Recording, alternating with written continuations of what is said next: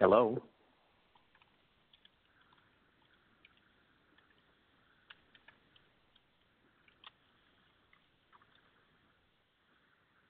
Okay, Paul, you the host now.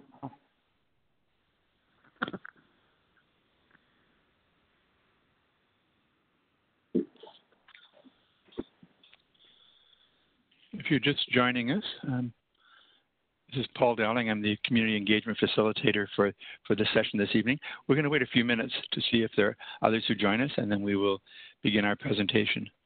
So if you'll just bear with us for a few minutes, we'll see who else is going to join us.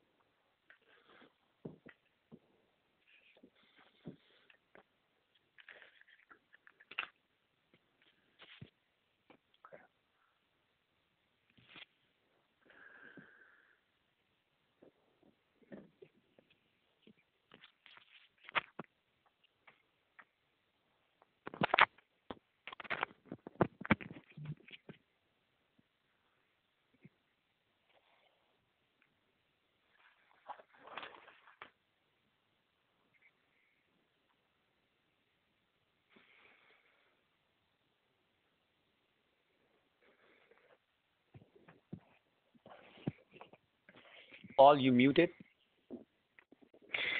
If you're looking for Paul Rowe, I was Paul, muted. can you unmute yourself? I'm sorry, there's probably two Pauls on the line. Which Paul were you looking for? Paul Dowling? There are many Pauls on the line, Paul. This is Paul Dowling, and I'm the Community Engagement Facilitator. So part of what I think we're all learning is that this new technology, or this technology we're not used to, is a bit of a challenge. So hopefully people are able to connect, and I hope other people will connect as we move along. So I was muted there, and I should not have been muted, but everybody else should be muted. So I'm wondering if our tech people can make sure that all of the participants are muted. They're not showing on my screen as being muted. So if you can just make sure that all of the participants are muted at this point. And we'll talk a little bit about what that means about muting and unmuting as we go along. So let me begin again. So welcome everybody to this information session about the new shelter at 705 Progress Avenue. My name is Paul Dowling. I'm the Community Engagement Facilitator for the shelter. Over the next 2 hours, city staff and the project architect will provide a brief presentation on the new shelter.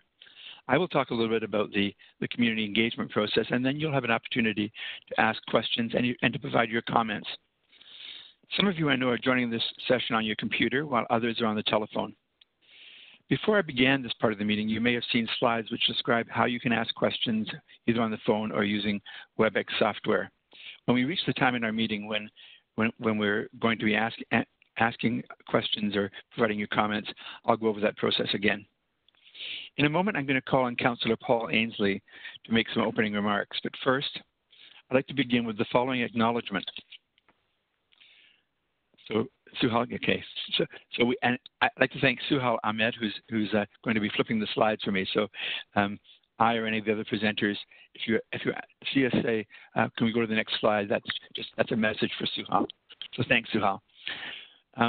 So we acknowledge the land on which the 705 Progress Avenue shelter will stand is the traditional territory of many nations, including the Mississaugas of the Credit, the Anishinaabe, the Chippewa, the Haudenosaunee, and the Wendat peoples, and is now home to many diverse First Nations, Inuit, and Métis peoples. We also acknowledge that Toronto is covered by Treaty 13, signed with the Mississaugas of the Credit, and the Williams Treaties, which were signed with multiple Mississaugas and Chippewa bands. We also acknowledge all treaty peoples, including those who came here as settlers, as migrants either in this generation or in generations past, and those of us who came here involuntarily, particularly forcibly displaced Africans, brought here as a result of the transatlantic slave trade and slavery. With that acknowledgement, I'd like to now call on Councillor Paul Ainsley for some welcoming remarks. So, Councillor, you're muted, sorry.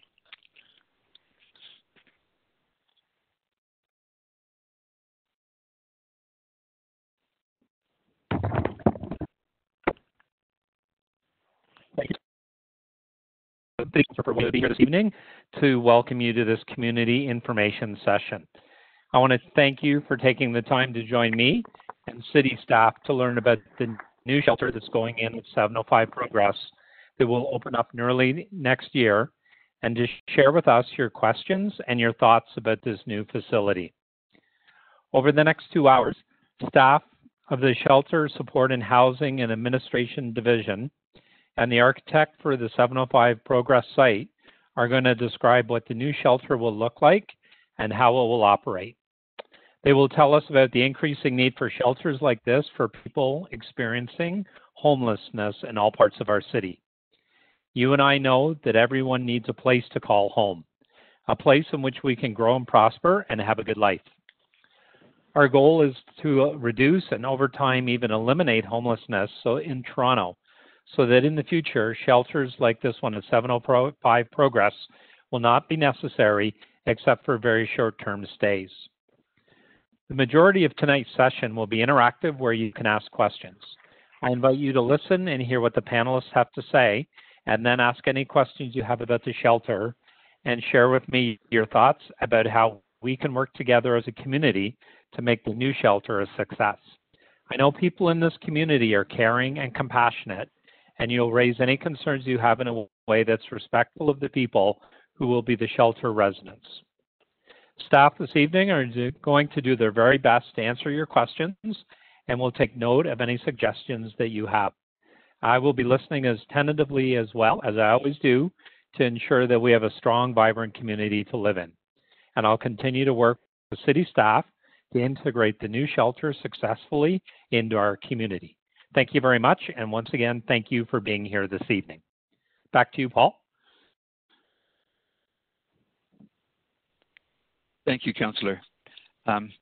So this evening's presentation will include a number of slides that are intended to illustrate the information that is being presented by the members of our panel. Those of you who are participating on the telephone, those of you who are participating on your computers via Webex will be able to see the slides. Some others, including those who are joining by telephone, will not be able to see the slides. And so we will ask all the presenters to briefly describe what's on the slide. So the first slide that we have this evening describes the purpose of this evening's session and the agenda. This community information session is intended to provide information to people in the community about the new shelter, both the building construction and the program that will be provided there. This will take about 45 minutes. After that, there will be an opportunity for you to ask questions. City staff on our panel are present to respond to those questions. This will also be a time for community members to provide input in a supportive and respectful way. We should have more than an hour for questions and comments. This entire session is being recorded, both the presentations and the question and answer session. The recording will be posted to the city's website within a short time. So if you have friends and neighbors who are unable to be here this evening, they can see it on the website. And I will say this several times over the evening. You can feel free to reach out to me at any time with your comments and questions. Yep. My email is 705progress@toronto.ca. So the next slide is titled Code of Conduct. It describes the approach expected of everyone participating in the information session. Since the pandemic began in the spring, many of us have had to get used to different ways of participating in meetings and events. It's not like a face-to-face meeting where we have all kinds of visual cues to know how others are reacting. We all have to work together to make the meeting useful and comfortable for all concerned. We need to hear only one voice at a time.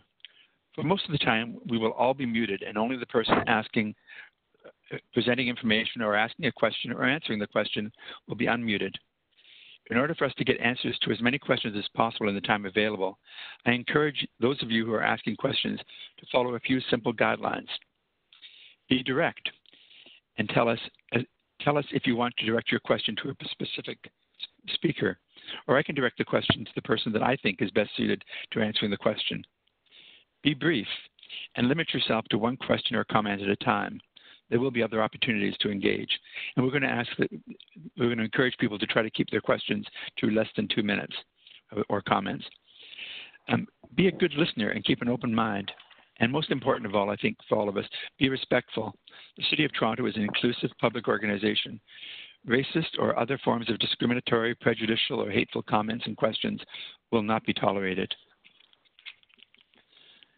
So the next slide is entitled Webex and Accessibility. This slide describes some of the issues related to accessibility of the Webex software.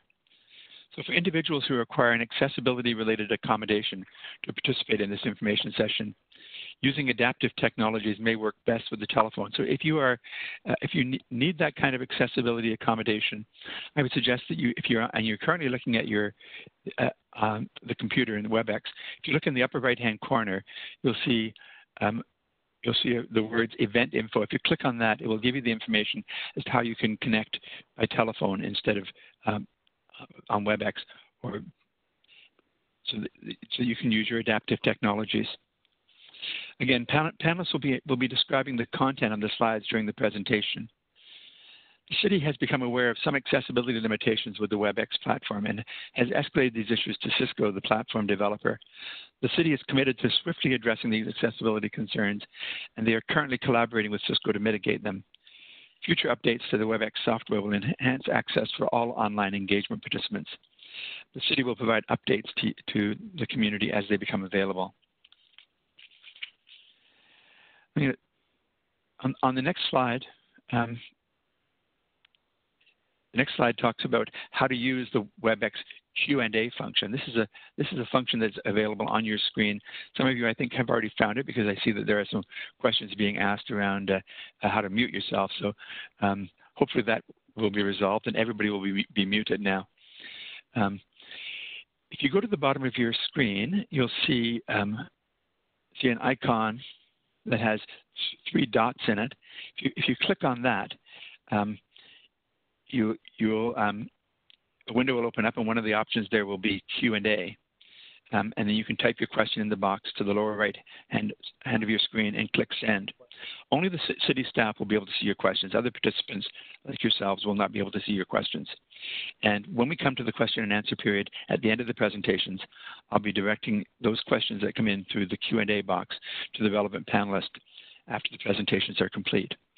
Now, you can ask questions related to the shelter at any time, but I would recommend that you hold those questions until the presentations are complete, because you may find that by the time the presentations have been completed, your question will have been answered.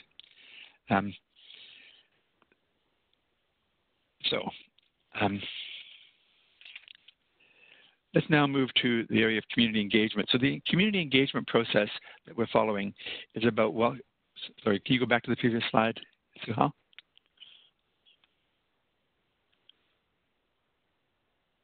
Okay, we'll continue. The community engagement process is about building a welcoming community. While members of the local community do not have a role in deciding where shelters are located, you can play a very important role in building that welcoming community. After the city has secured a location for a new shelter, they usually begin community engagement about 6 to 9 months before the shelter opens, with the goal of supporting the integration of the service in the neighborhood. The city brings in a third-party professionals to help tailor an engagement plan specific to the neighborhood, and that's where I come in. As I indicated, my name is Paul Dowling, and I'm a consultant with over 40 years of experience in the field of affordable housing and homelessness, working with all levels of government across Southern Ontario, and working with a range of service providers that provide housing and shelter services. My role in this process as community engagement facilitator is to ensure that you, as members of the local community, understand what is happening with this new shelter and have a chance to contribute to its success. So this slide provides a graphic illustration of the community engagement process that's being followed by the city to support the transition of a new shelter into the community. The purpose of community engagement is to build community awareness of the shelter and how you can support the shelters to successfully integrate into the community. I should say that the process that we are following here is a bit different from the normal community engagement process because of the COVID-19 pandemic. It started a bit later, and much of the connection is like this evening's meeting, virtual rather than in person, but we are still committed to connecting with the community. To begin, I drafted a plan for community engagement and met with Councillor Ainsley to be sure that the plan made sense in the context of this community and to seek his input for how best to reach out to the community in that plan. Since that time, I have reached out by email and in person to as many people as possible, including community leaders, social service agencies, faith communities, local businesses, and residents. We've set up a website for the new shelter where information will be posted. And in organizing this evening's community information session, the city distributed a flyer by mail and to every postal address within 500 meters of the new shelter. More than 13,000 flyers were delivered. The flyer was also sent by email to social service agencies, and I hand-delivered them to the nearby businesses. I am pleased to see that some of the people I connected with are here this evening, and I'm very pleased to see you and look forward to your engagement in this process. After this evening, the presentations and the questions and answers will be posted to the project website. Our next step will be to establish a community liaison committee to receive information about the shelter, provide input to physical and program design issues, and to explore local resources that can be brought to bear to support the shelter. The community liaison committee will meet regularly up to the shelter opening and beyond. The membership of the community liaison committee will include Councillor Ainsley, city staff, the Toronto Police Service, local businesses and residents, and community service agencies. If you have thoughts about people that would be good for the committee, please let me know. I plan for the Community Liaison Committee to start to meet in October.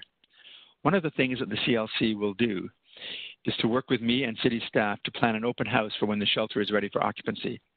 With COVID-19, it may have to be a virtual open house, but it's always great to welcome the community and when a new shelter is ready.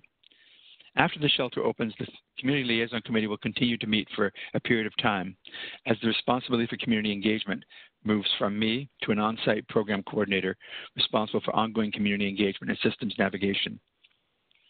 Now let's move to the presentation about the 705 Progress Avenue shelter as part of the George Street Revitalization Project. I'm going to first introduce the people that are presenting and who will be here afterwards to answer your questions. And you may see the faces across the top of your screen. Those are our presenters. So I'm gonna introduce people by name, and if they'll just raise their hand so you'll know which one is which. So first we have two speakers from the city's Shelter Support and Housing Administration Division. Loretta Ramadan, Project Director of Infrastructure Planning and Development. That's Loretta on the right-hand side. Loretta, raise your hand. And then Monica Waldman, who's the manager of Seaton House and will soon be the manager of the new shelter at 705 Progress. And welcome, Monica. And we will have a presentation on the building from Jason Ho. Jason, you see, I see him in the middle of my screen.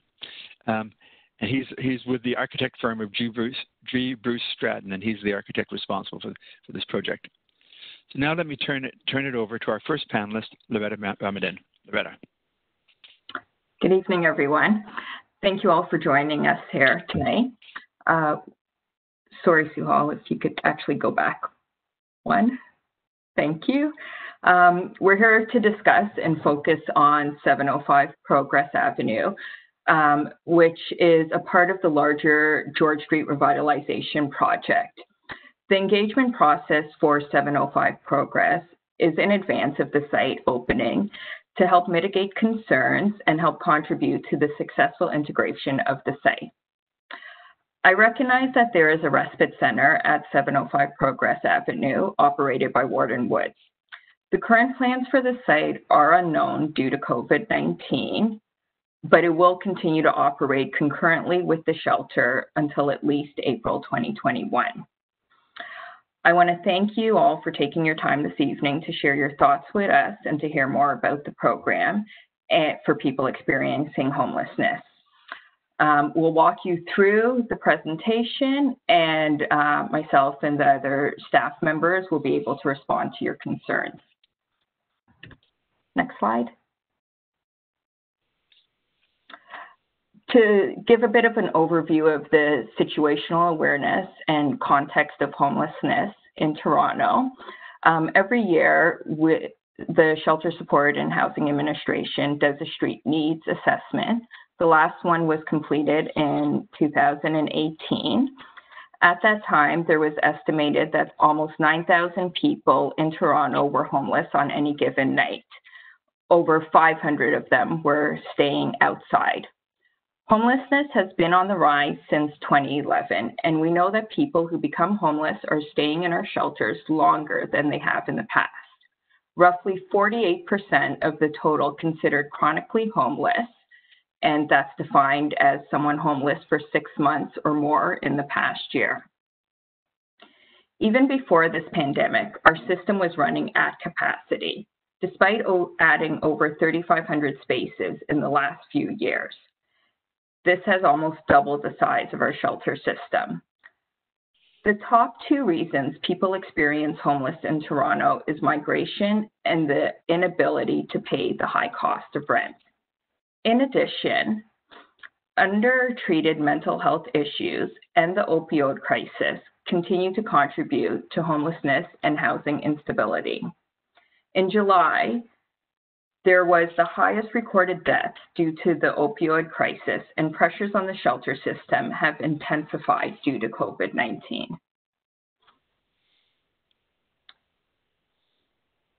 This next slide shows the shelter systems by ward.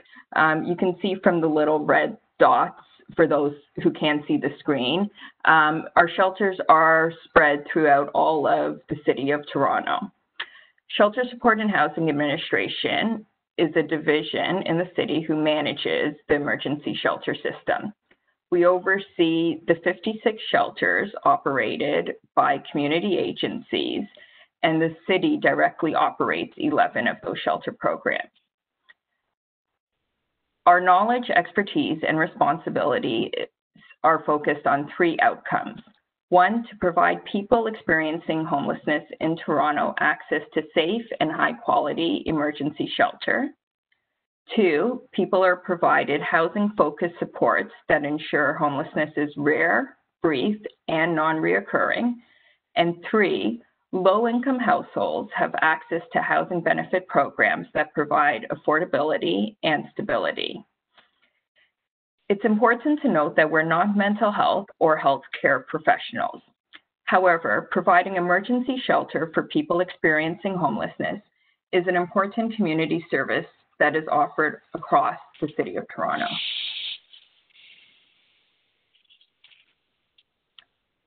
Our criteria for selecting a shelter is something we often receive questions about, and how we come to the decisions on those sites and why.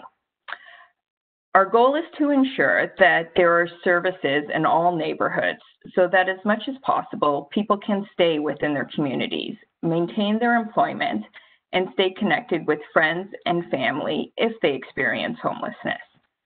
People experience homeless for many reasons, and any one of us could experience homelessness for any of these reasons. When citing new shelters, we ensure to comply with city bylaws and Toronto's housing charter. We work with our corporate real estate management division to source potential properties based on the criteria we provide them. Once the property is identified that meets zoning requirements, we assess the suitability of the location for its access to transit and other services in the community, such as libraries, public parks, pharmacies, and healthcare services. In 2017, City Council delegated the authority to open new sites to staff. This means that sites are secured prior to commencing community engagement. In our normal process, we engage with communities after the site is secured and approximately 6 months before a site opens. And the focus of that engagement is the integration of the new program into the community. Unfortunately, due to the COVID-19 pandemic, the process for 705 Progress Avenue is beginning a little later than we would have liked, but we are committed to engaging with the community to make the transition successful. The George Street Revitalization Project, as mentioned earlier, 705 Progress is one of the transition sites for this larger project. The George Street Revitalization Project is a City Council approved initiative that will see the reinvention of the northernmost block of George Street. For those who can see the screen, you can see the existing Seaton House building and neighboring properties. The goal is to transform the Seaton House Men's Shelter and adjacent properties into a new shared facility, providing a dynamic range of housing options, specialized care for vulnerable populations, and for elderly individuals. The GSR project will be complete in about 2025 and will have 100 emergency shelter beds, approximately 130 transitional living beds, a long-term care home component with 378 beds, 21 units of affordable housing, a community service hub, public arts installations, and an improved public realm and streetscape.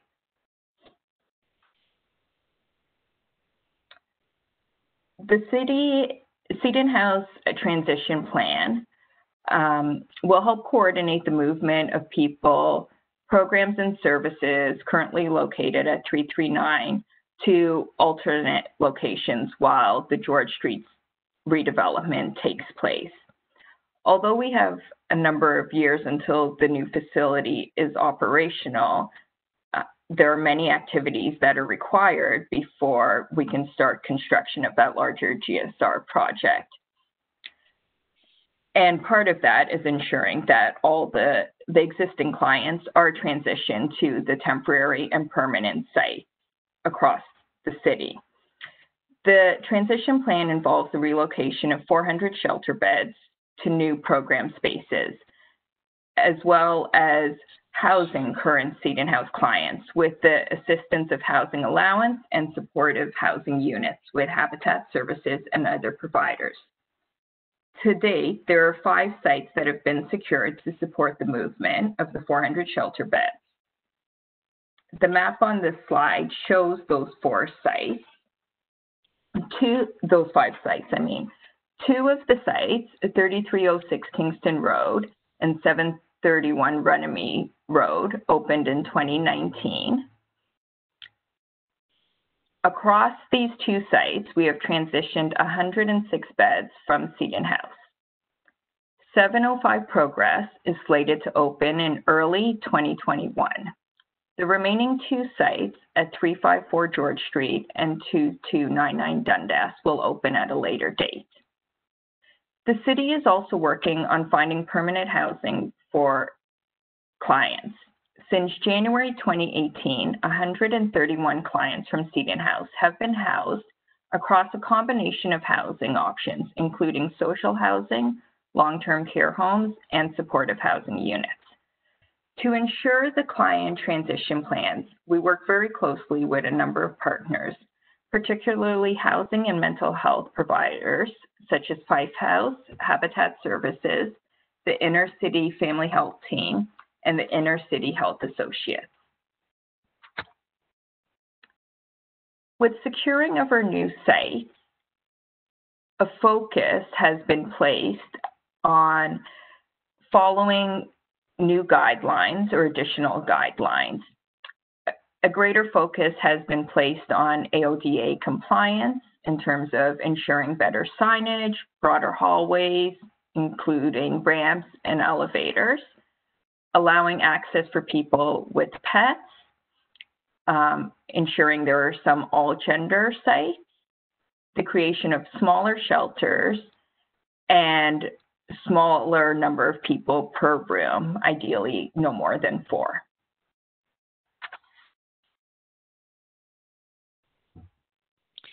Thanks, Loretta. Thanks for providing the context for the new shelter at 705 Progress. And now we're going to hear from Jason Ho from Bruce Stratton Architects. Jason is going to tell us about the building itself. Over to you, Jason. Good evening, everybody. Just move to the next slide. So let's talk a bit about the building overview, a little site context. The map shown here shows the area where 705 Progress is located in the red box on the right-hand side. In context to Scarborough Town Center, which is in the white box, and the Scarborough McGowan LRT station, which is right in the middle with the logo there, which is about an 8-minute walk. The main cross intersection leading up to 705 Progress would be McGowan and Progress Ave. Okay, next slide. The neighborhood that you see in the map here, the circle indicates a 500-meter radius around our building here. The neighborhood includes mainly commercial buildings, small businesses, and a few residential housing just south of the site. Next slide.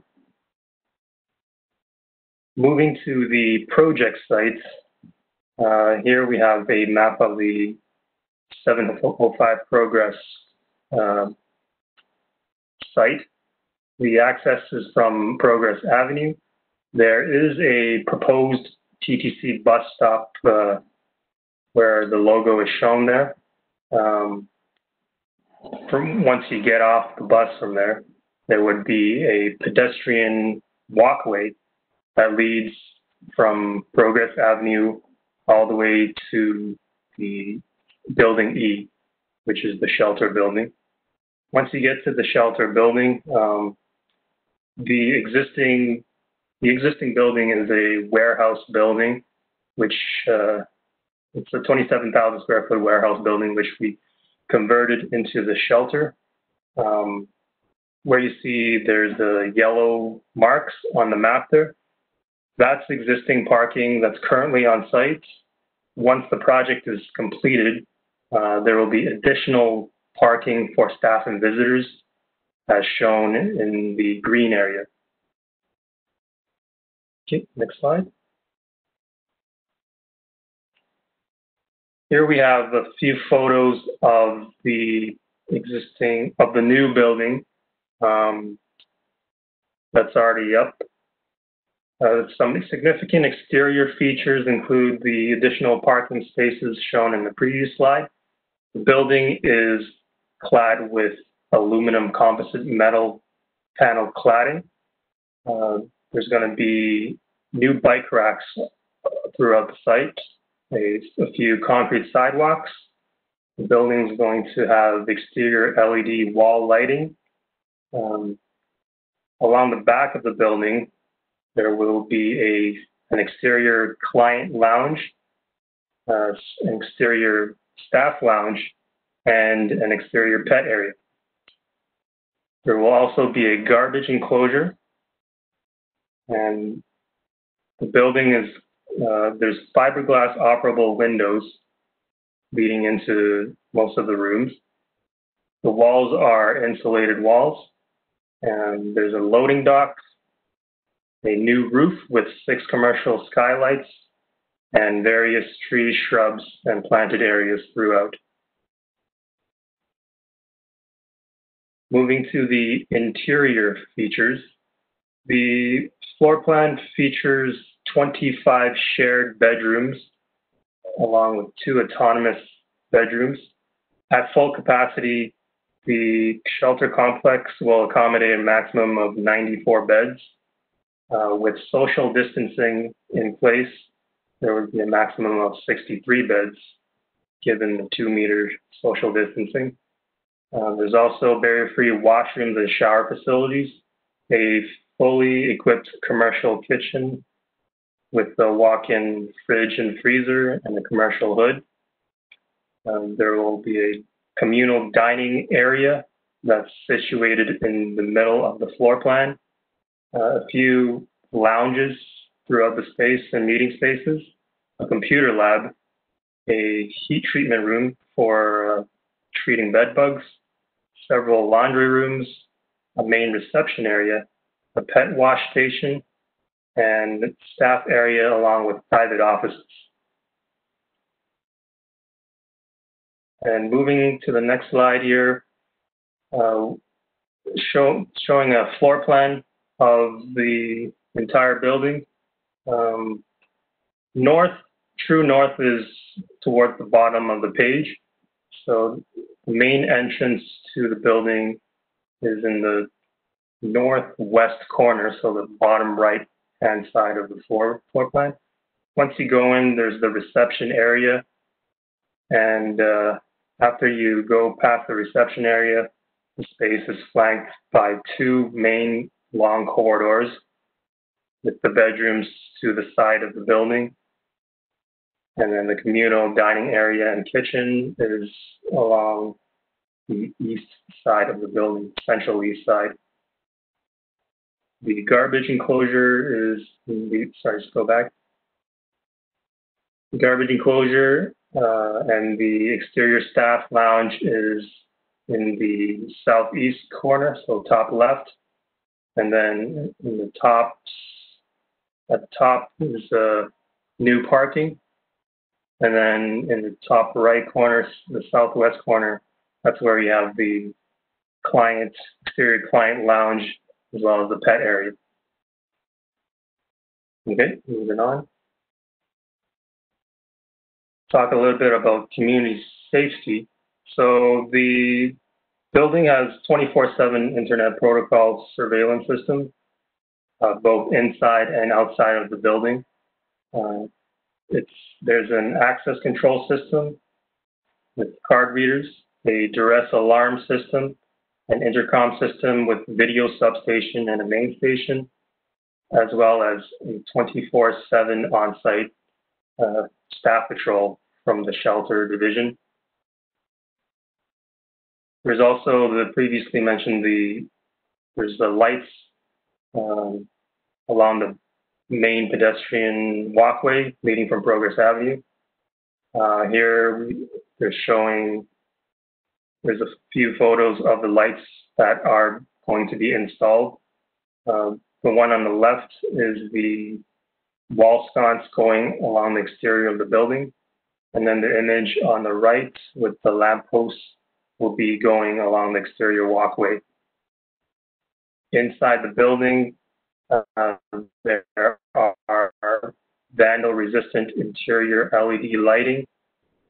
And in terms of wayfinding inside the building, you have the bedrooms pushed towards the perimeter of the building so it can get natural sunlight, with the primary corridors on the inside of the rooms. And all the programming and central communal spaces are located in the center of the building. This construction schedule, we're slated to complete construction Q4 of 2020 this year, around end of November, December, and we have occupancy in Q1 2021 in January. And the photo we see on the right-hand side there is just the walkway from 705 Progress. Okay, now I'm going to turn it over to Martha Walden. Good evening, everyone. Thank you again for joining us. And I wanted to start my piece by saying that we are very excited to be joining this community and to provide services to people experiencing homelessness in Scarborough.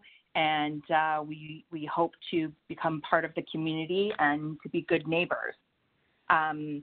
So 705 Progress will be managed and operated by Seaton House.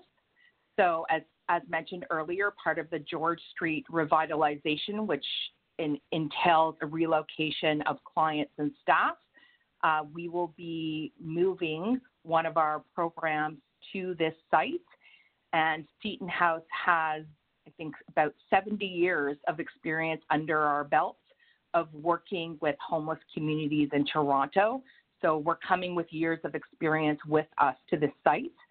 We use a housing first approach, and our mandate is to support clients throughout the housing process to ensure they're connected to the supports and resources they need to remain stably housed long term. We're committed to working also from a harm reduction approach, meeting clients where they're at, and to set goals that they identify as priorities related to their substance use. Next slide. So we put some fun pictures, and I think we're demonstrating that it's important for us to embrace equity and diversity, celebrate and acknowledge different holidays, and to really utilize staff and client input into the vision and development of programs. If you could go to the next slide, please.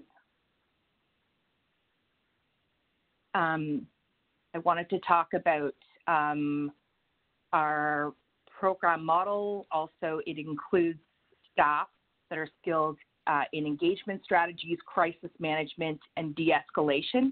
These are core pieces of our work.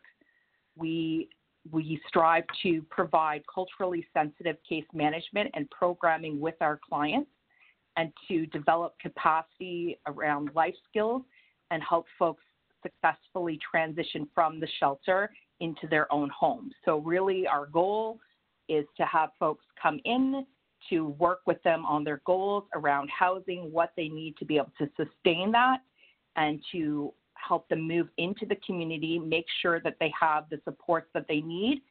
And our hopes is, you know, a lot of people, their homelessness might have ended up that they've come to Seaton House, but they lived in communities all across Toronto, including Scarborough. And for some people, that would be a goal to return there, and for others to make a new start in different communities in Scarborough. Can you go to the next slide, please? So this sort of gives an overview of some of the model and operations that we're going to have. As I mentioned earlier, our housing and case management support. Every client that comes in is a assigned a case manager who has to meet with them within 48 hours of coming to the shelter to start working on a housing plan and to go seek housing. We have a wide variety of services and programs, including harm reduction supplies and supports, as I've mentioned, as well as capacity building around daily activities. So it could be anything from budgeting to cooking to what it takes to maintain an apartment. We will be having an employment support program come on site to provide supports to clients around anything from resume, training, employment, and life skills enhancement, as well as opportunities for apprenticeships. And we will be offering a free annual tax clinic with industry professionals for clients. For community partnerships, our intention is to reach out to the larger Scarborough community to see what resources are there and to see how we can work together, as well as come in with some of our own resources. So we will be building a partnership with Toronto Employment and Social Services, as well as ODSP for income support for folks that is relevant for. And we're also, based on what we're already doing in other shelters, is explore partnerships with local community centers, public libraries, animal services, and community agencies. And we look forward to that, and we're going to be getting started on that work soon. Community engagement, I'll get into a little bit more in a bit, but again, as Paul Dowling mentioned, the establishment of the CLC committee for feedback and information. And then as we progress, we hope to work on community integration and participation in shelter initiatives to enhance our relationship, as well as ongoing support and accountability from the shelter and the community. And finally, we are going to be offering health supports to clients on site. We will have both physician and psychiatrist support. We will have clinics on a weekly basis for clients because, as Loretta had mentioned earlier, that is a critical part of the needs identified for people experiencing homelessness. Can you go to the next slide, please? So rights and responsibilities.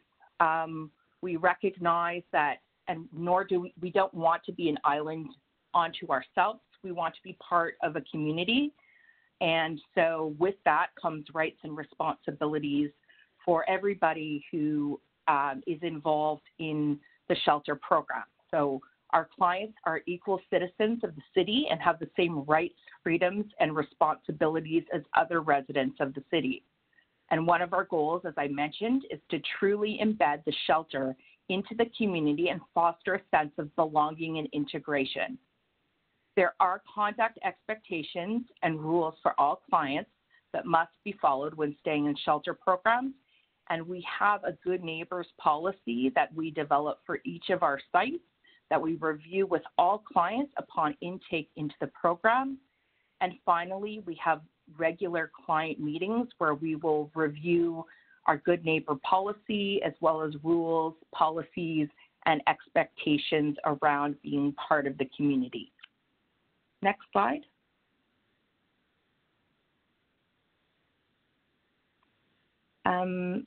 Okay, and now we're going to talk a little bit about community engagement.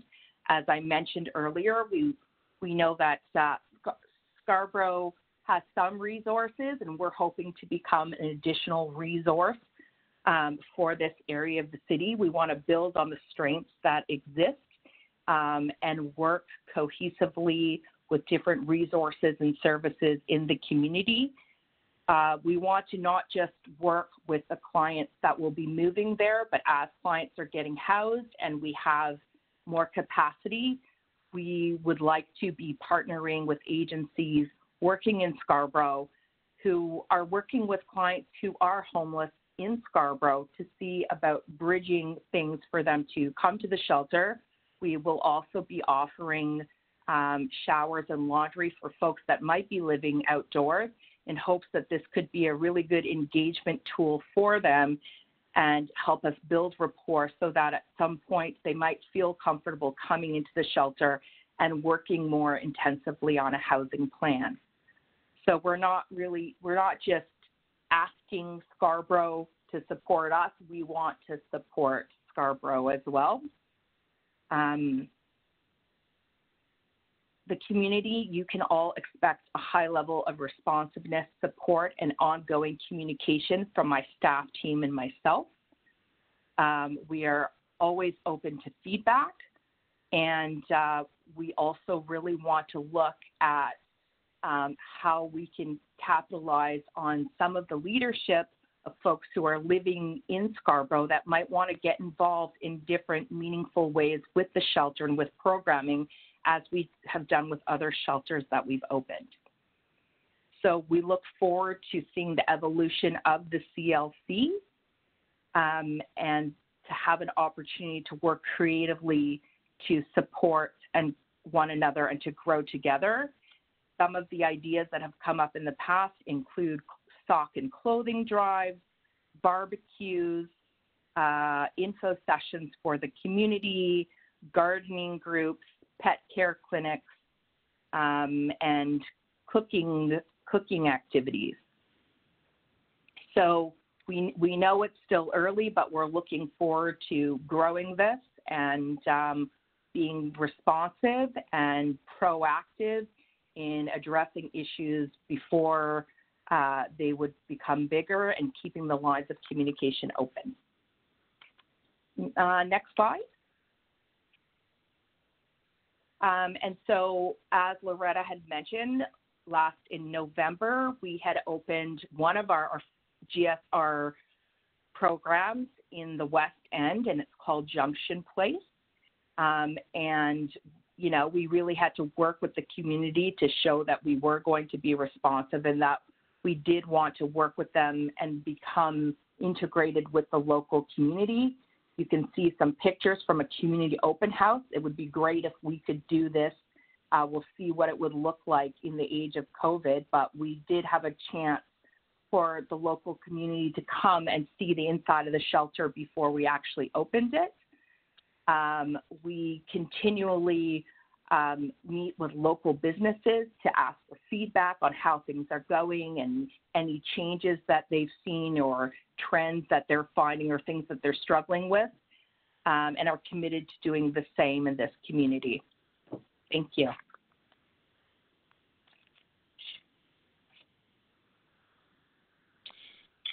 Thank you, Monica. It looks like the operation of the shelter will be in really good hands with Seaton House folks.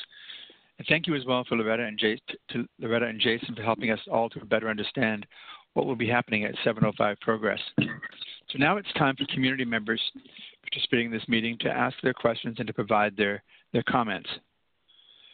For every question that's asked, I will direct the question to one of our panelists for the answer. So if for any reason we're not able to provide an answer this evening, we will make note of the question and post the answer to the project website within a short time. As well, all of the questions and answers that are given this evening and all of the comments that we receive will be posted to the website as soon as we can get them there. Moving to the next slide, Suhal. So I'm going to talk a little bit about the process that we're going to use to ask questions so that you know if you have a question or a comment that you want to make, that you know how to do that.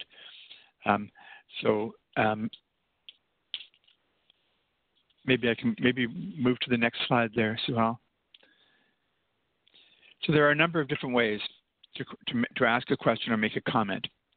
So if you're connected to this information session by Webex, the first way to ask a question or make a comment is verbally. If you want to speak, you need to raise your hand.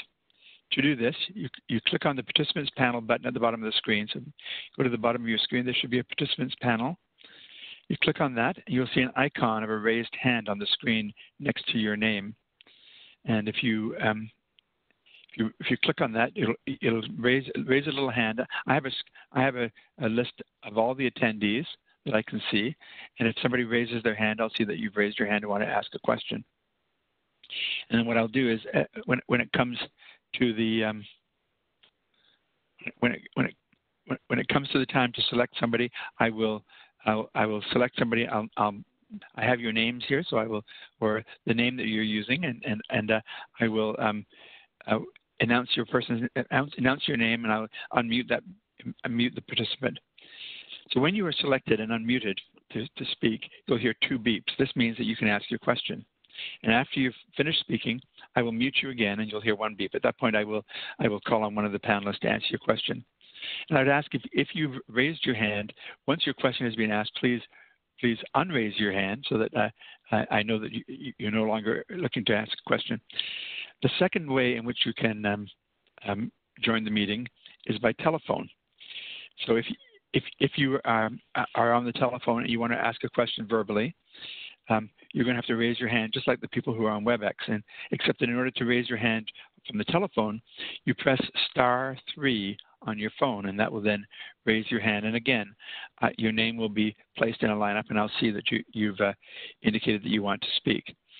Now, when I look at the list of people on the telephone, I have what my screen shows me is part of your telephone number. I don't have your full telephone number, but part of it. And so what I'll do is I'll say, okay, I have on the telephone, I have somebody, and I will read the first few digits that I can see of your phone number, and then I will unmute you. And when you hear the 2 beeps, you know you've been unmuted and you've been given the opportunity to ask a question.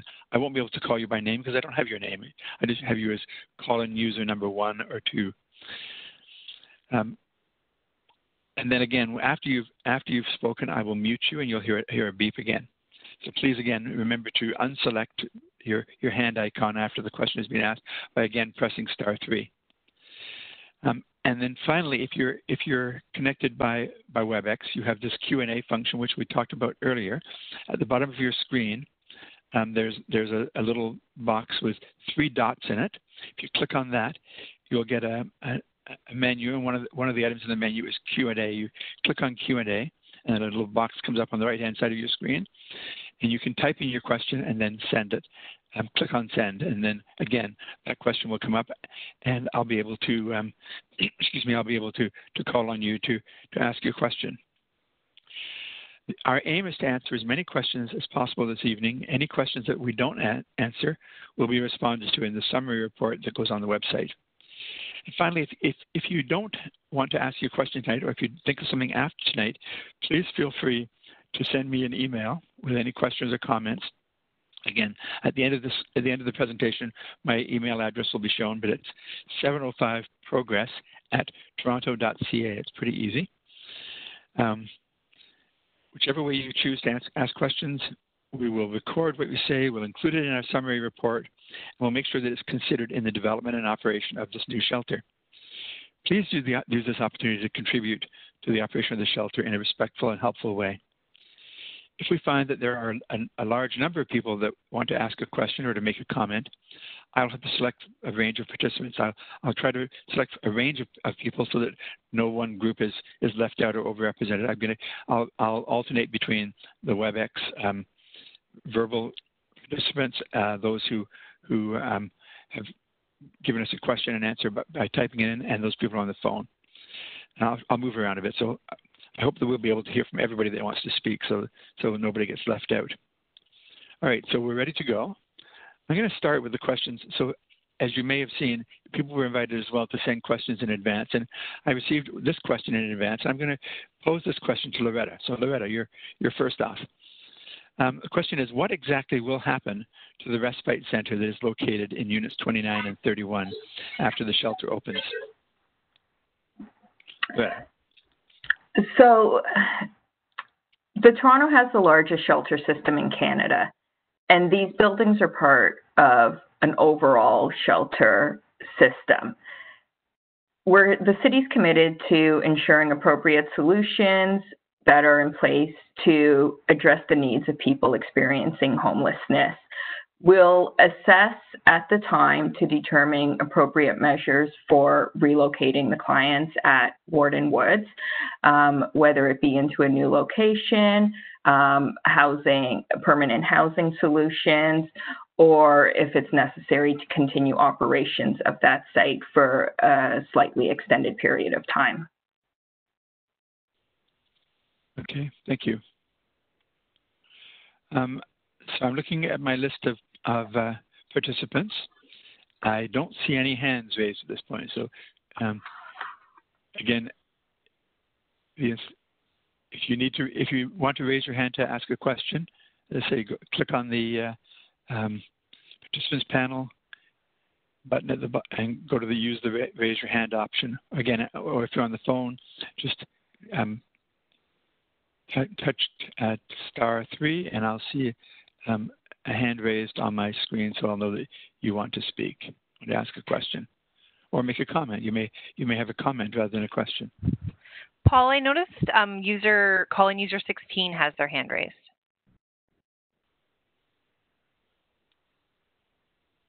Okay, so there's a problem. So tech people, I need your help on this because I'm not seeing that. So for some reason, I'm not seeing the hand raised, but I'll go to that. So what I've got is calling user 16, and the number that I'm seeing is 416-837 are the first digits. And I'm going to unmute that person so they can ask a question. Hi. Yeah, go ahead. Hi, good evening, Paul. It's Lee Soda calling, and I'd like to thank everybody for the really thorough presentation. Thank you for all of that. It was very informative. My question for someone on the panel this evening is, as we welcome our new neighbors at 705 Progress Shelter, my question is, what kind of thoughts or thinking has been going into the fact that we have a considerable number of people facing homelessness already in Scarborough, and with the joining in of now almost 100 new folks from the relocation of George Street or the George Street revitalization, how are we going to mitigate the fact that the folks that are in Scarborough experiencing homelessness will not be part of these 100 new beds or so at the 705 Progress? I, for one, worry about those that we are unable to house already in Scarborough. I think, Monica, maybe you want to take that question? Sure. So absolutely, I think, you know, a lot of services are saturated in the downtown core of Toronto, but we know that homelessness is across the city. This shelter is a part of the George Street revitalization. What I can say in terms of our experience of Junction Place, where again, we did relocate clients from Seaton House to this new site at 731 Runnymede, is, you know, we're able to house people fairly quickly. I'm not saying everybody, but certainly people that are actively engaged in their housing plans. And we did, I mean, the day that we opened, we did have some folks show up from the community, the surrounding community, seeking services. So we worked intensively with the local street outreach agency, which I know Agincourt has a street outreach program, to see how we can collaborate. And, you know, my commitment is, as beds open up, maybe, you know, we can do some triaging about how we can get some of the folks living in encampments in Scarborough to even come for tours, to see, to kind of build on the likelihood that they would actually come into a shelter and perhaps stabilize a little bit more, and we can work together on housing plans. So I don't have the exact answer that you want, because it is part of a relocation of a larger project. However, like I said, our focus is really on getting people housed and into the community, and that will open up beds fairly quickly, that we can, you know, work with you and other folks in the community about, you know, engaging people experiencing homelessness in the surrounding area. I'm not sure if that totally answers it, but that is something that we are committed to. Thank you. I look forward to working together. Thank you. Likewise. Paul, you're muted. Yeah, thanks. Thank you, Lee, for that question. That was Lee Soder from the Agent Court Community Services Social Services Association. I have a question from the Q&A. So this is probably another question for you, Monica. What's the eligibility for the Transitional Living Program and affordable housing? Hi. So I'm not sure if Teresa means just transitional living programs in general, or if there was something specific that she was talking about. But I mean, some of the first things that we do is we assess with each client what we need to put in place to be able to action a housing plan. So whether it's identification, which can lead to income support, seeing if they ever have had any housing applications submitted into the Access to Housing Connections. We would, a lot of times people's files go stale, so we would get those generated again, make sure, find out what supports people need and put in applications for different kinds of housing opportunities for folks, as well as private market housing, if that's appropriate and what that person is able to do. So in terms of eligibility, I would say, the majority of people experiencing homelessness are eligible for affordable housing. I think we know that there isn't an abundance of affordable housing and there is a wait list. So we try and do things concurrently where we're not just putting forward one housing application for people. We're trying to give them as many options as possible. And if there was a transitional living program that somebody was interested in or did meet some of their needs because it had a certain specialization, we would access that as well and submit housing applications as well as applications for long-term support for folks. Let me go to another question from the Q&A. This person refers to several units at 705 Progress that run children's programs. So there's an autism center there, there's a dance studio and so on. And the question is, how do you intend to ensure that the young children attending these centers stay safe? And the person says that we have had security issues with the respite center. Again, Monica, I think this goes back to you again.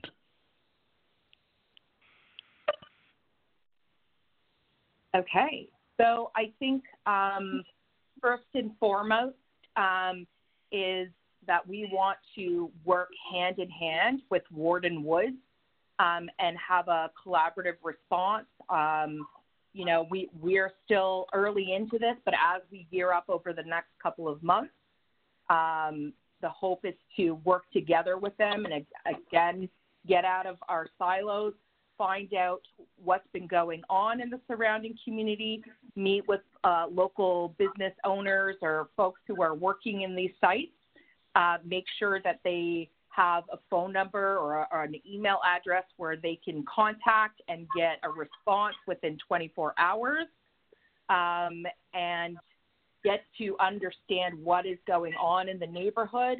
We certainly, we have shelters in the city. We have city-run shelters that are situated adjacent to daycare centers. I know people have some reservations, but it has been done successfully. And I believe that, most people experiencing homelessness have a level of respect for children. And most people who experience homelessness might be parents themselves. And perhaps they're not with their children right now. I understand that people, like I said, are going to have reservations, but I think, we will be reaching out to, these agencies as well as other businesses in the area. And Paul Dowling has given contact information if anyone specifically wants to reach out to us.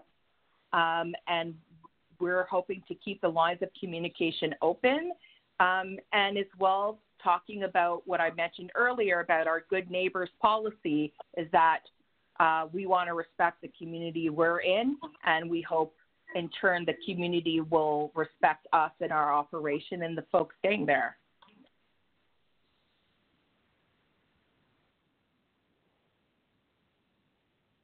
Okay.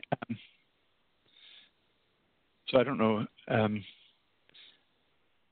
whether others can see, Carolyn, whether you can see people with their hand raised. I can't. So. It looks like Beulah has her hand raised, actually. Yeah. Okay, I'll try to.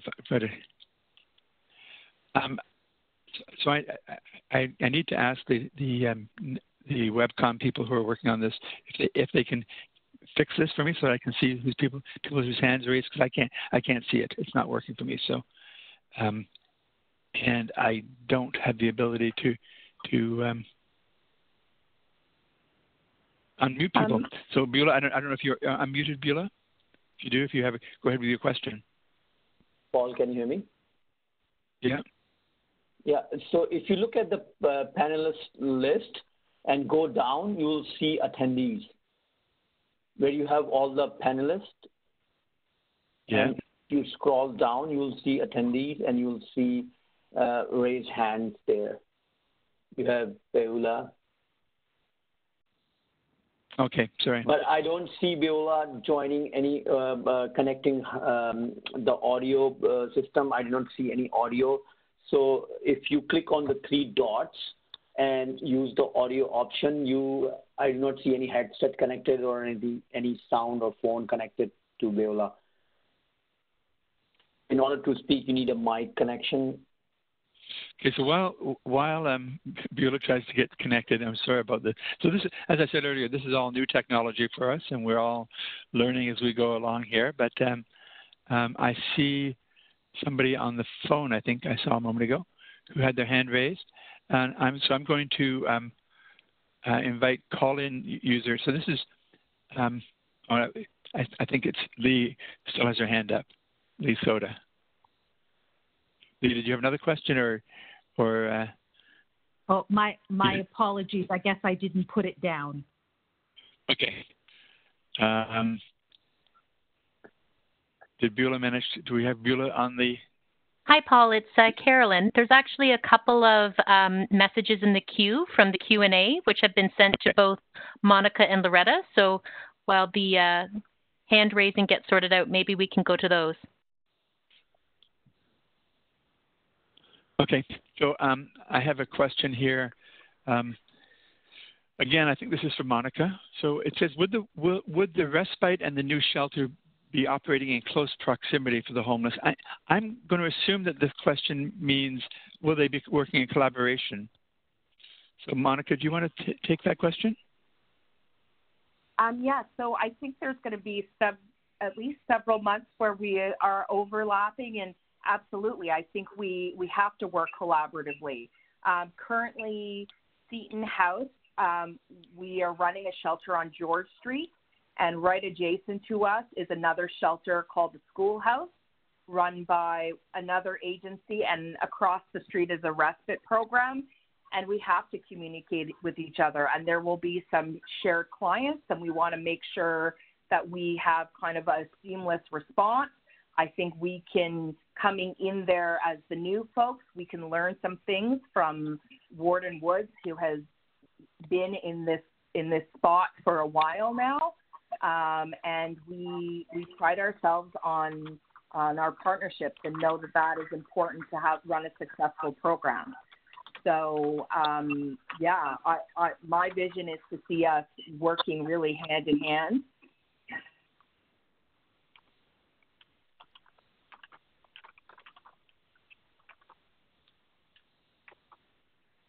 I think you're on mute, Paul.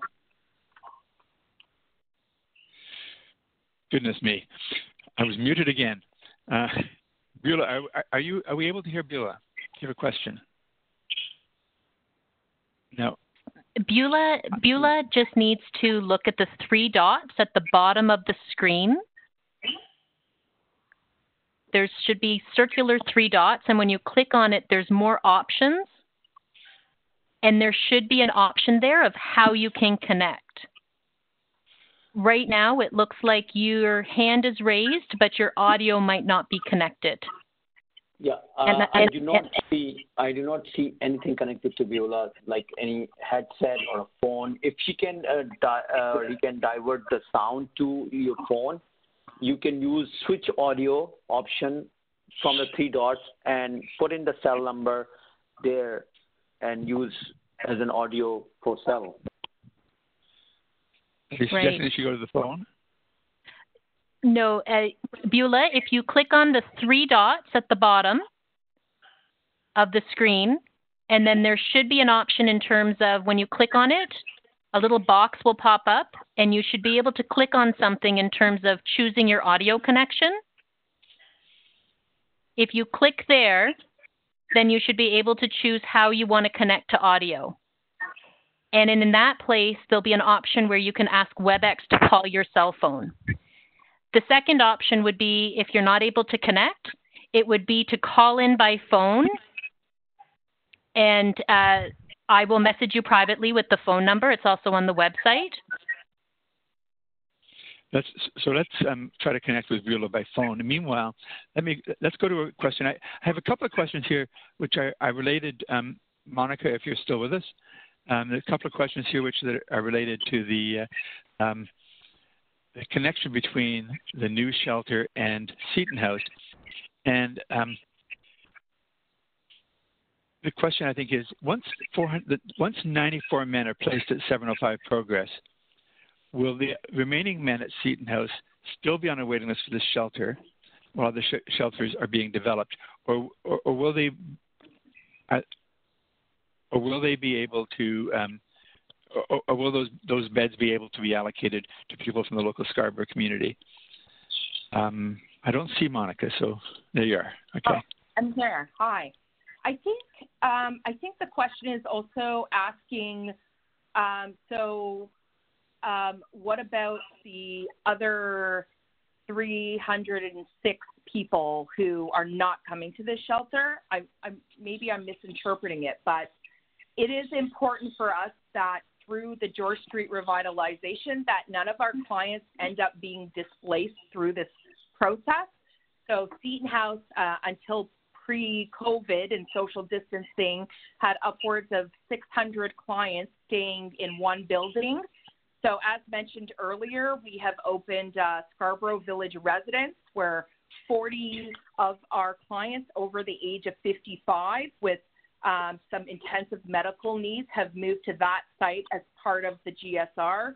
We've opened up Junction Place at 731 Runnymede, and we have been able to relocate, I think it was about 60 clients there. And we have this site coming online as well. We have other sites that Loretta had mentioned earlier at 2299 Dundas, and at least one other site where we will be relocating clients. And some of it is based on the services that we're able to provide at those sites. So one of the programs we have at Seaton House is a managed alcohol program as well as an infirmary program. So there are some specialized needs. So that program will be moving intact to a new location. And so the 400 shelter beds will be accounted for. We have a little bit of moving around to do as a result of COVID. And then the other 200 clients that were staying at Seaton House, we continue with our regular housing plans, but then we have also been able to work on opening managed alcohol transitional living program. We've been able to open a high support housing program through Fife House for folks who are HIV positive requiring some intensive medical support. And we have housing allowances and partnerships with some social housing providers to ensure that we have an array of options available to clients. We will be having information sessions with clients in our hospital or in our emergency shelter program to show them pictures of progress, to talk about programming and resources like we're doing tonight, but more in depth, so that people are understanding and being able to weigh in on the decision about whether to go there. So definitely we will be accounting for all 400 of these shelter beds that we have promised the community and, of course, our clients. Hi, it's Loretta. To maybe just add to what Monica just said, because I think I noticed the question speaks to if there might be a waiting list while we wait for some of the other shelters like 2299 Dundas to come to completion. Our intent wouldn't be what the 94 that would be moved to this site would be the 94, and let's say 20 over the next 6 months cycle out into permanent housing. Those beds, as Monica, I believe, mentioned earlier, would be opened up for, Seaton House, for Monica and her team to work with, the local community to see how those beds could maybe be triaged into serving the needs of the Scarborough homeless.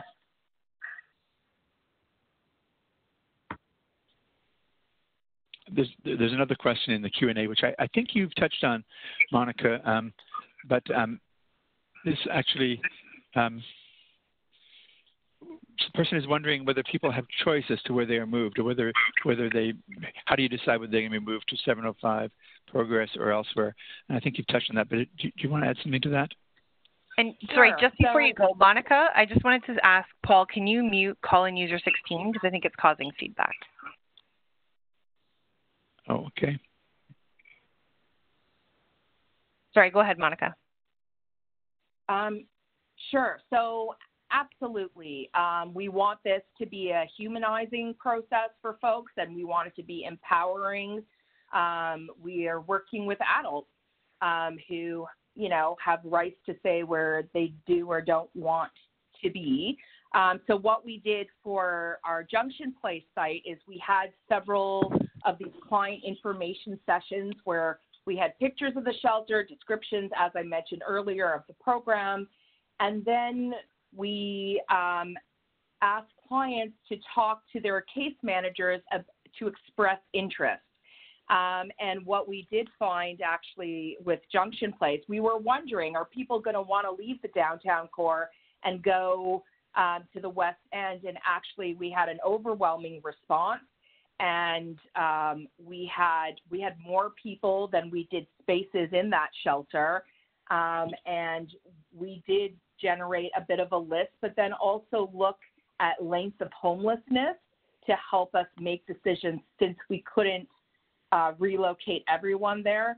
And so we do expect that we will have quite a number of clients who will want to go to that site. And I think where it's a bit tricky is like our specialized program that have more intensive healthcare supports, because of if somebody's in our infirmary program, we wouldn't be equipped as 705 Progress to provide that comprehensive level of healthcare there. So I think that's where choice does become limited. However, it is a fully accessible shelter. We do have lots of people in the shelter system with accessibility needs. We also have an aging homeless population, and I'm looking forward to providing a space that's accessible and pet-friendly for our clients and for folks living in Scarborough.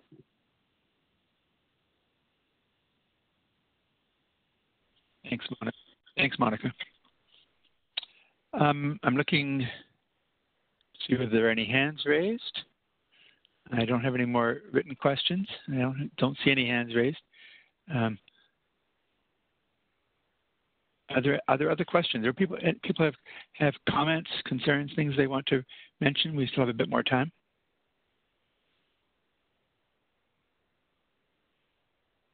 Did we manage to connect with Beulah?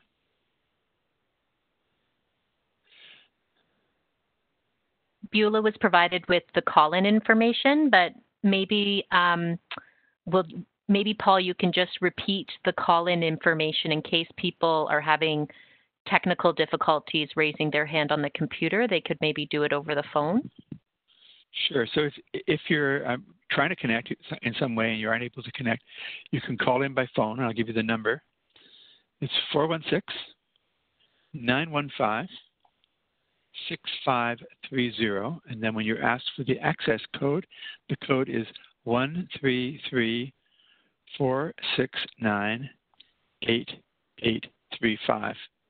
And then if you want to raise your hand, you click on *3, and you'll be able to ask a question.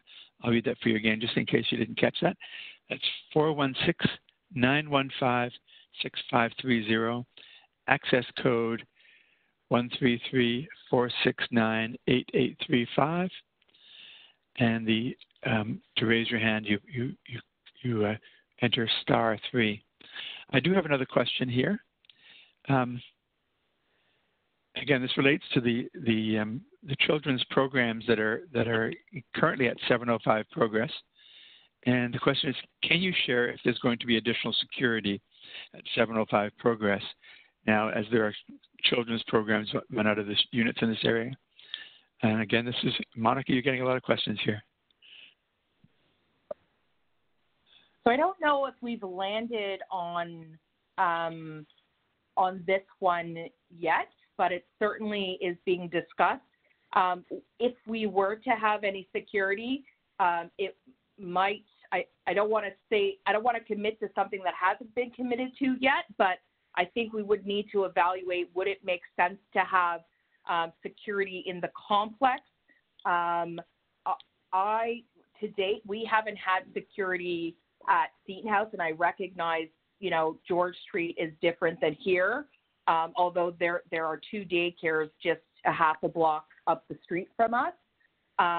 So we wouldn't have security guards at the shelter, but I think perhaps if we determine that is a need, we could look at what the benefit would be to have some kind of level of presence in the complex. So I think my answer for now is that it's to be determined. Thanks, Monica. I have another question. I think this one's for you again, Monica. Will you be hiring staff for the new shelter at 705 Progress? So we're not hiring specifically for the shelter. Usually at the City of Toronto, we post positions for all of the directly operated shelters, and it's usually like large hirings. We will be relocating staff who are currently working at Seaton House to this site. And so we're always hiring. So if somebody is interested, they should check the city website regularly to look for different job calls for positions. But we also we understand the value of having clients moving with staff that they already have rapport with. So it's not going to be that they're strangers with each other. They already have relationships. We're not starting from scratch.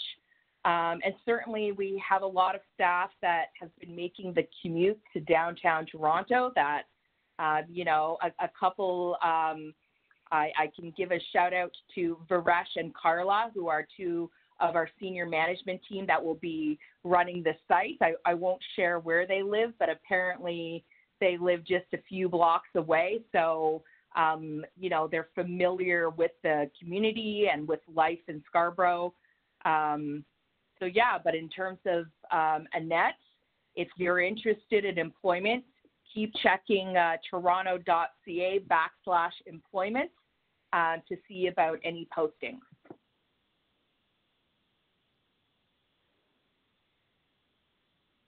Paul, I wanted to just add one thing in case anybody had questions about what if somebody shows up asking for a shelter bed and they just show up at our door, what we would do. If we had a bed available, then we are an emergency shelter and we would take them in immediately. if our beds were full, we would facilitate a referral to another shelter for them. So we would have them come inside and connect with our central intake and make sure that they have TTC or a way to travel to that shelter.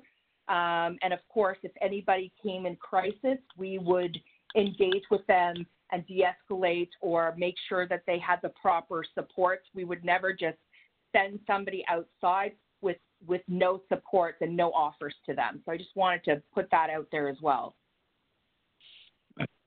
That's important for people to hear. I have a question, again, in the Q&A. Some of the hotels, and I think this is referring to some of the hotels that have been are being used by the city for shelters for under the COVID-19 response. Some of the hotels are putting in place harm reduction programs after residents have moved in. Will you have harm reduction programs in place when people move into the shelter? And again, I think this one's for you, Monica. Okay. I wonder if I'm doing as well as the Raptors. I don't know if anyone's watching on a different screen. So there are different kinds of harm reduction programs. So I'm not sure, if there was something specific that you were referring to, Sarah, but certainly Seaton House currently operates from a harm reduction framework. So we do offer counseling, we offer supplies distribution. There is, particularly in the downtown east where Seaton House is located, there is an opioid crisis. And we do believe in distribution of naloxone and have seen that save many people's lives. And we're hoping to work with inner city health associates as well as look at what resources are in the community to look for both mental health and substance use support for folks. We work with people where they're at. And try and provide the education, tools, and information so that if somebody is using substances, that they are doing so in the safest way possible for themselves, for the shelter, and for the community at large. Thanks, Monica. So it looks like Beulah hasn't been able to connect to the audio, and that's unfortunate. So for those of you who don't know Beulah Isak is the Client Engagement and Community Lead at the Respite Center, the Warden Woods Respite Center. So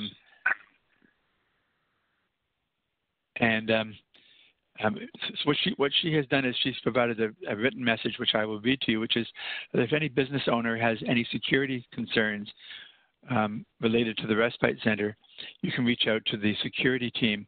I'm going to give you the phone number for their security team that she's given to me. So if anybody has any concerns about security related to the Respite Center at 705 Progress that's being operated by Warden Woods, the number to call is 416-678-8234, or you can reach out to the Warden Woods Respite Center directly and connect with Beulah, and her phone number, I'll tell you, is 647-895-5119. Okay. Do we have other hands raised? It does look like there is a hand raised. I'm not sure if it's someone who has spoken before, but they're a call-in user. I can only see 1-6. I think that's already done. Calling user 1-6. That was Lee, so we already have that one. And Beulah, we've spoken to, and I don't have any more written questions. Are there other questions or comments from anybody? We got a question from Beulah. It's in the under Q&A section. Yeah. Okay. So I have one more question. Another question has just come in. So will the community, again, that's I think is Monica again. Will the community be able to donate items or services to the shelter? Will there be any volunteer opportunities at the shelter? Yes, absolutely. We would love to partner with the community, not only social service agencies, but people who live in the community who might want to help us with, let's say, a gardening program, or, like I mentioned earlier, a sock drive. We know that people's time is really precious, and I'm hoping that whether through the CLC or folks reaching out to us, and perhaps with connecting with the counselor in his office, we could look at opportunities to partner together. You know, I'm sure that there are all sorts of folks out there that might be looking at ways to connect and to help out, and we would welcome that. And that was certainly stuff that we were looking at Junction Place. We've had some of that at Seaton House. COVID has made things more complicated, but I'm hoping that we can really gear things up soon again. And I think, you know, people experiencing homelessness appreciate having positive interactions with people, that it's not about them being homeless or being stigmatized just by being regular people interacting with each other in a really kind of human way and just connecting, having positive connections. So we're in the process of hiring a program coordinator who will be our point person for helping to organize things and reach out for support. And so if there are folks out there watching or listening that you have a hidden talent that you want to share with us, you have some creative ideas, you know, please, we need you. Okay. Thanks, Monica. I have a question that has come to me. The question is, the person is asking where the people who stay in the shelter will hang out, or where they will be during the day. Will they go over to Scarborough Town Centre? Will they go to the park? Where do you anticipate people will be during the daytime?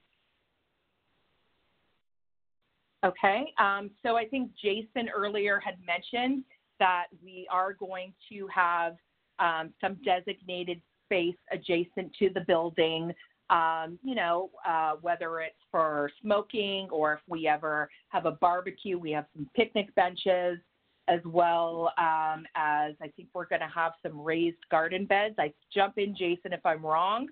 But there's also lounges. We have TV rooms. We're going to have spaces for clients to access computers.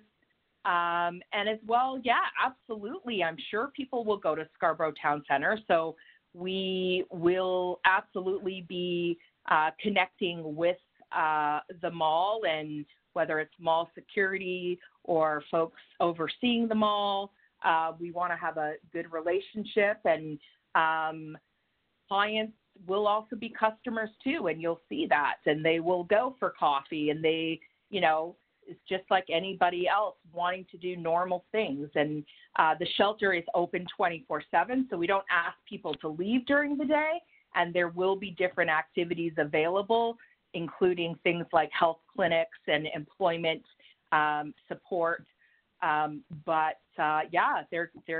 We hope that they're part of the community, and that it's a positive experience for everybody. Paul, I don't know if you want to jump in about the outdoor space or any of the common client spaces inside the shelter. Putting you on the spot. I think you're directing that to Jason? Yeah, sorry, Jason. Yeah, I think you hit most of the nails on the head. We have, in addition to the exterior client lounge, we also have the pet area just adjacent to that area. We also have some various meeting spaces throughout the interior of the building, as well as the TV stations and computer stations. So yeah, there's quite a bit to do. Thanks, Jason. So there's a question again for you, Monica. That you've said that it's been said that the occupancy is 90 to 94 men. After COVID physical distancing is ended, hopefully that will happen. Will there be bunk beds placed in the shelter at that point? Will you actually be going back to the 94 number or more? So the 94 does not involve bunk beds, and we really don't want to ever see bunk beds again.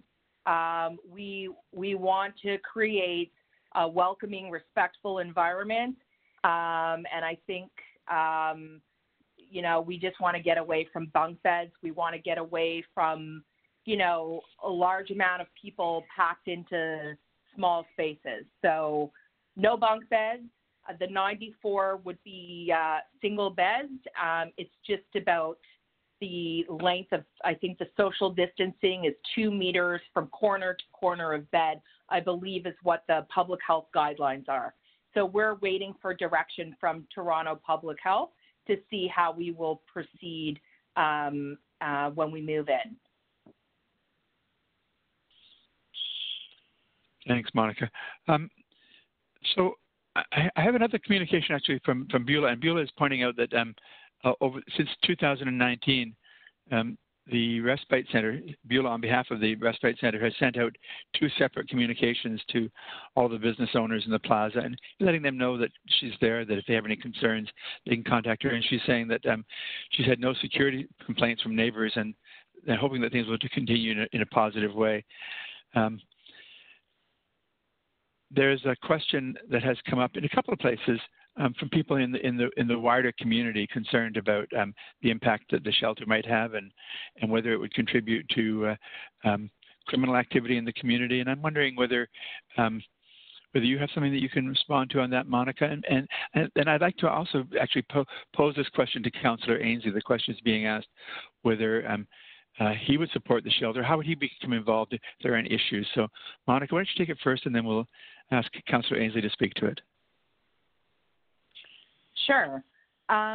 So I think, you know, one of the pieces will be the relationship that we build with the local police division, whether it's police participating on our community liaison committee and having our staff attending any CPLC meetings that the police host to look at what is happening in the community. And certainly we would want to see if there is any up trends that happen once we move in.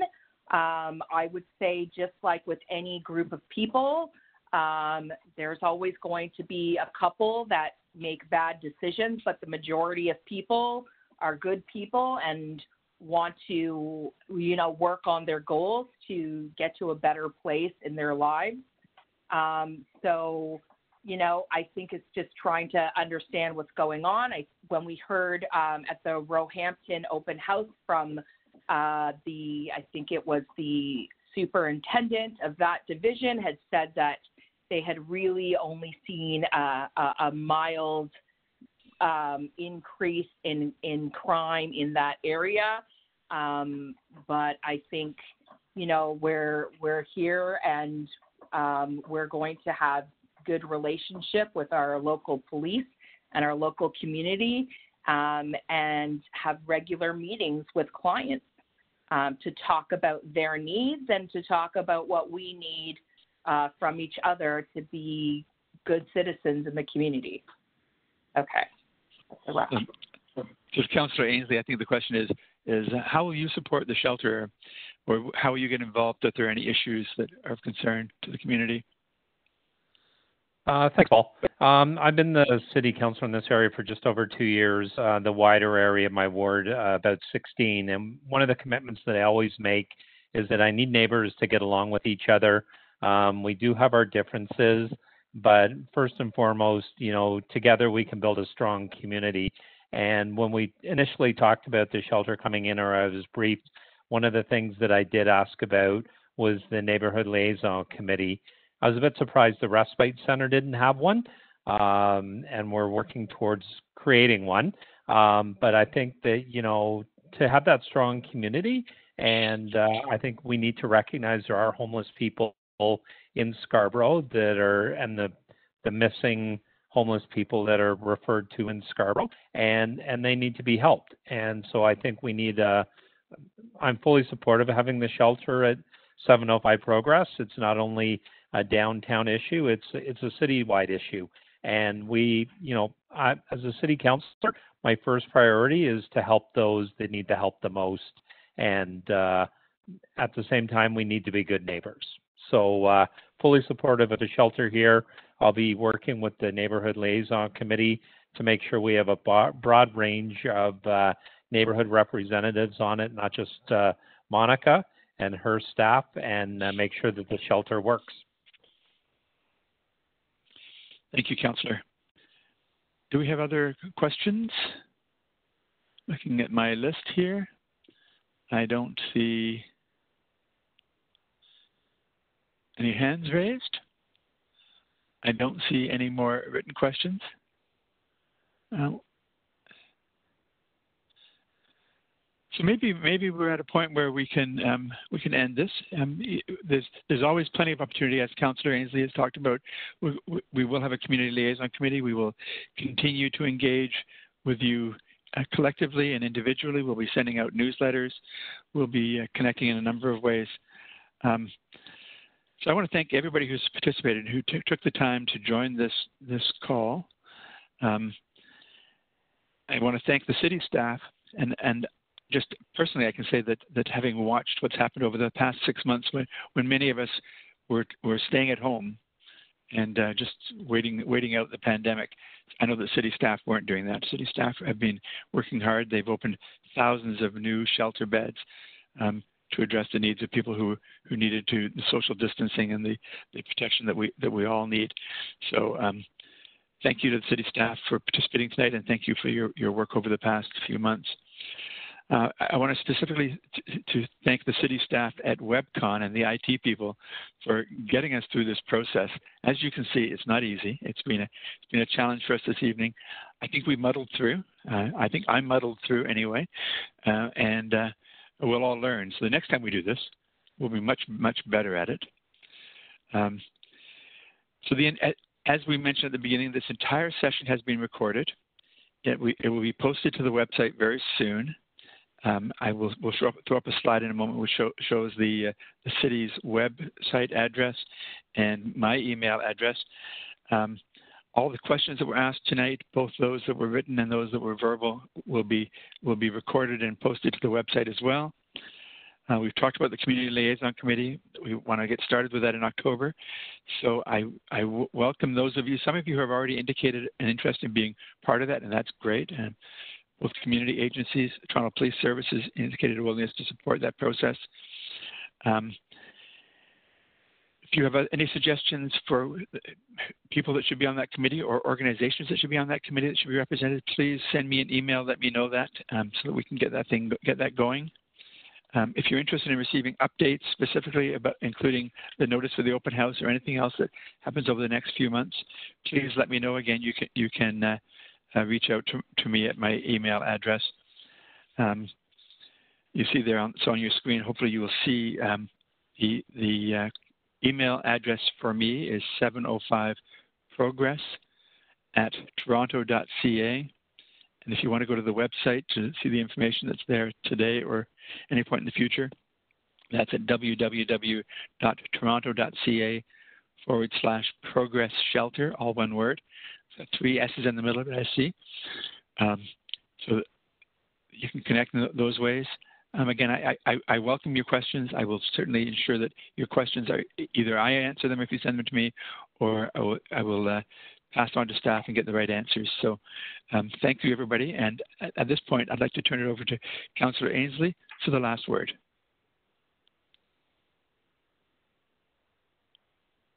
Councillor, I think you're muted. Okay, thank you. Yep. Thank you, Paul. Better, can you hear me? Yes, we can.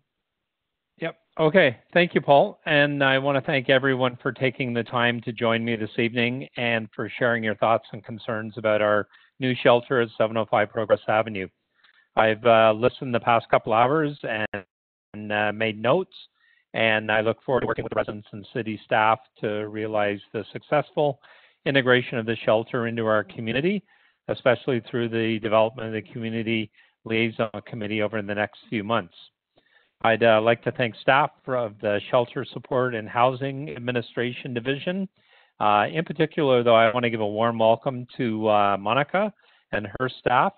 Welcome to the community. I know you're going to do great things, and looking forward to working with you. I'd also like to thank Jason Ho, the architect, for being here this evening to share the information about the shelter's construction. But moreover, I want to thank everyone for the work that they've done and continue to do to ensure everyone has a safe and warm place to sleep. Thank you also to Paul Dowling for facilitating the conversation tonight and making sure we have an atmosphere where people were able to share their thoughts and feelings openly. And finally, during this pandemic, I want to please make sure everybody stays safe and well. And thank you very much for participating in our town hall this evening. And I look forward to talking with everybody more. Thank you. Back to you, Paul. Thank you. I think we're done here. Thank you, and good night, everybody.